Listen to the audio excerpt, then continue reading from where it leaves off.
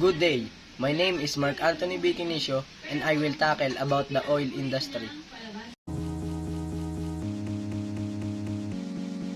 Oil and gas, also known as hydrocarbons, provide much of the energy needed to power homes, cities and industries around the world.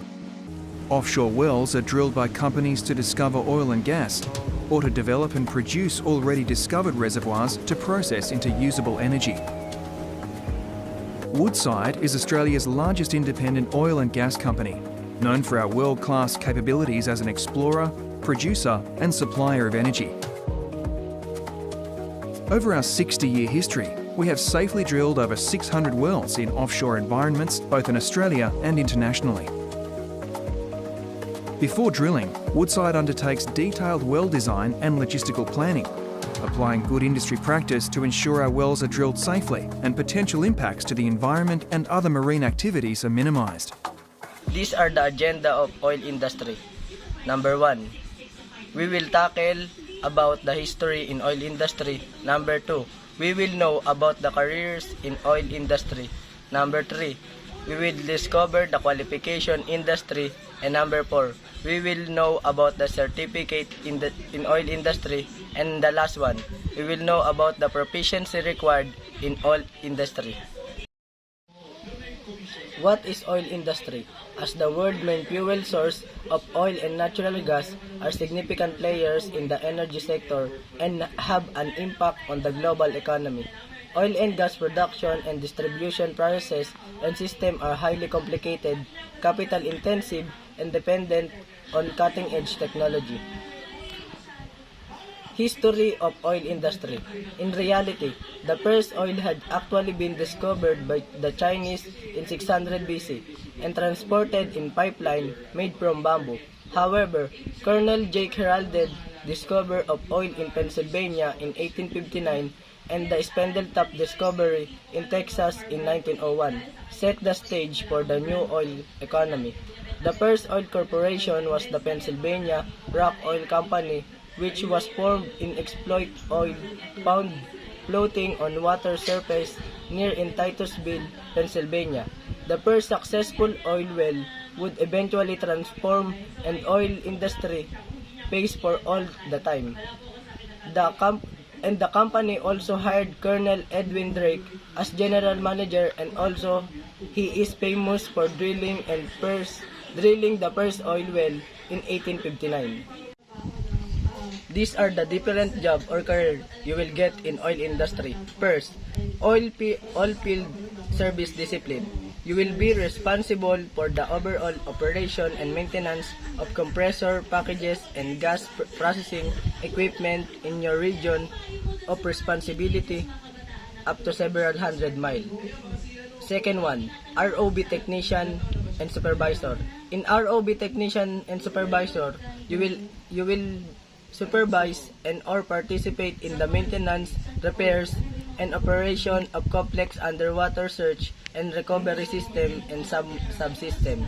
Number 3, offshore technician. As an offshore technician, you will perform various maintenance duties such as repairs, calibration, and improvement for all equipment in the assigned field. Saturation technician. In saturation technician, operate, repairs, and maintain all diving saturation equipment used in underwater operation. Number 5, foreman and line supervisor. Foreman and line supervisor lead an organized crew, delegate job responsibilities, and verify that the appropriate equipment is available and on-site to complete small projects or job. Number 6, construction superintendent. In a construction superintendent role, you will be responsible for managing projects that entail the renovation and construction of petroleum retailing facilities.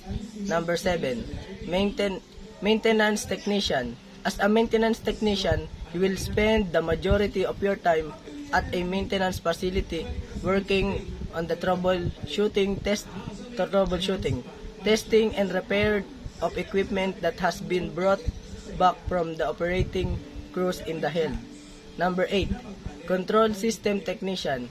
In Control System Technician role, you will install, maintain, and troubleshoot instrument, control circuits, and equipment related to natural gas process, such as the compression, dehydration, measurement, transmission, and storage of natural gas. These are the qualifications needed to enter the oil industry. As you can see, it's not simple to enter into the oil and gas business, but the reward are well worth the effort. Many recent grad who succeed in the profession view it as more of an adventure than just a job. You will require at least bachelor degree, and in some of the more academic professions, a master's degree if you choose to pursue this career path. It acceptable if you are undecided about which profession to pursue. Science and engineering are indeed a common factor that unites most of the degrees. Start with those topics and move forward from there. For example, geology, oceanology, chemistry, calculus, and physics. You will be better prepared to work in the oil and gas industry thanks to these courses. Additional, they'll excite your attention and direct you toward your particular interest. You will need a lot of science electives even if you decided to pursue a law degree to at least demonstrate that you are interested in the oil and gas industry. A bachelor's degree in science or engineering requires a significant commitment, yet it is valuable to earn. In addition to the above average salary, you will have the chance to travel and network internationally. Additionally, there are many other businesses that are constantly in need of your knowledge if you decided that the oil and gas industry is not for you in the future. These are the 10 qualifications to enter the oil industry. Number 1, petroleum engineering. As a petroleum engineer, you are responsible for finding the most efficient way to extract oil or gas from a reservoir. At the highest level, you will be in charge of all facets of the exploration and drilling process. Number 2, mechanical engineering. Mechanical engineers design the drilling equipment and machinery utilized by drilling engineers and technicians in the field. These are the items can include turbine engines, shut-off valves, pipeline tools specific to energy production, specialized towing equipment. Graduates of a mechanical engineering program can find ample opportunities in the industry. Here are the few of the specialized you may want to explore. Number 3, electrical engineering. Electrical engineers typically started of oil rig technician assisting in the repairs and design implementation. Once you have 4 to 5 years of experience, you will work up to the chief electrical engineers in charge of overseeing the rig electrical energy needs. Ultimately, it is a huge responsibility. The chief electrical engineer has to ensure the safety of all electrical equipment related to the drilling equipment. One spark in the wrong place can cause a catastrophic event, causing injury or even death. Number 4, chemical engineering. Chemical engineering ensure the purity and safety of petroleum products. They are an essential team members, especially during the manufacturing process. For most major oil and gas companies, you can choose from a wide range and careers option. For example, lab chemists, safety engineer, drilling, lab assistants, estimate specialized. A degree in a chemical engineering will prepare you for these in-demand jobs. You will also possess the required knowledge to perform drilling operation, safety, and efficiency. Number 5, environmental health engineering. Environmental health, environmental engineers are the unsung heroes of the oil and gas industry. They ensure that oil and gas companies avoid harming the environment while still making a profit. Areas and focus for these professions are pollution control, public safety, recycling efforts, environmental impact studies, proper waste disposal. Number 6. Law. Oil and gas are the two most regulated industry in the US. For that reason, large energy firms often hire a team of attorneys to help navigate legal compliances within their daily operation. For that reason, it is the best to specialize in either corporate or environmental law. Number 6. Oceanography. Petroleum engineers need someone to direct them when it comes from drilling at the bottom of the ocean. That's where the oceanographer comes in. They help oil companies decide where to drill offshore. The job typically involves a combination of lab work and venturing out of the sea for extended period. Here's is some of what you'll do.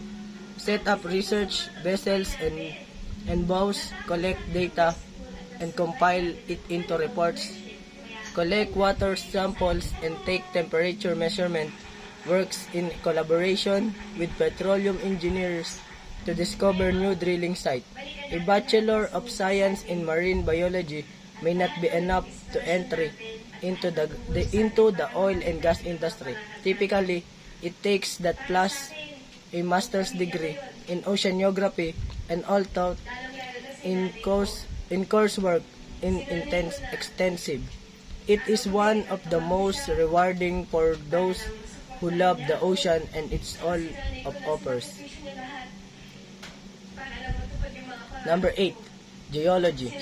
Oil and gas companies hire petroleum geologists to discover new oil and gas deposit. They also analyze the geological formation around a site to ensure the safety of the workers and equipment. As an oil and gas geologist, you will regularly collect soil samples, looking for signs and undiscovered energy resources. You will also work closely with drilling engineers to ensure the ground is stable enough to heavy drilling equipment. Number 9. Surveying. The first things an oil and gas company has to do before drilling is to make a map of the area. This is where surveyors comes in. They analyze the pieces of land, including all features above and below the ground. Only they can the company drill for the oil and gas safely without harming the environment. Your duties include surveying and mapping the following work site: oil and gas well minerals list, tanks, battery sites, disposal well, pipelines. Number 10. Technical writing. Someone has to provide to a technical manuals to the field technicians, and that job falls on the shoulders of the technical water. This is the perfect career for those who enjoy teaching others how to do things.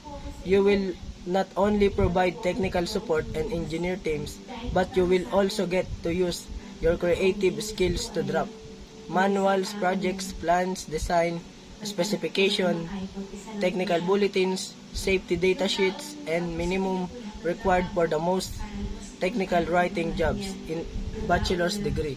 However, you will be ahead of the curve if you have a bachelor's degree in a engineering discipline with a master's in technician in writing. In short, you need to have a degree to enter this industry.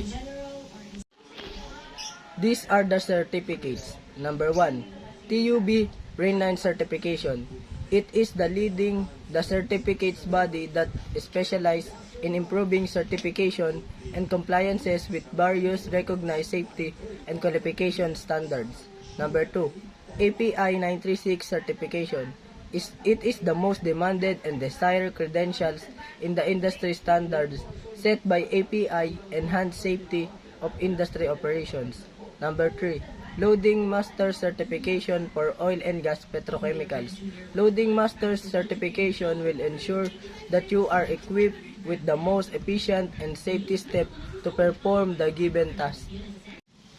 This is the proficiency required in oil industry. Good communication and time management, effective team building and team working abilities, and a generous, honest, and trustworthy attitude are the most important soft skills for oil and gas profession, according to Hugh Rothwell, North America Managing Director for Recruitment Specialized Petroplan.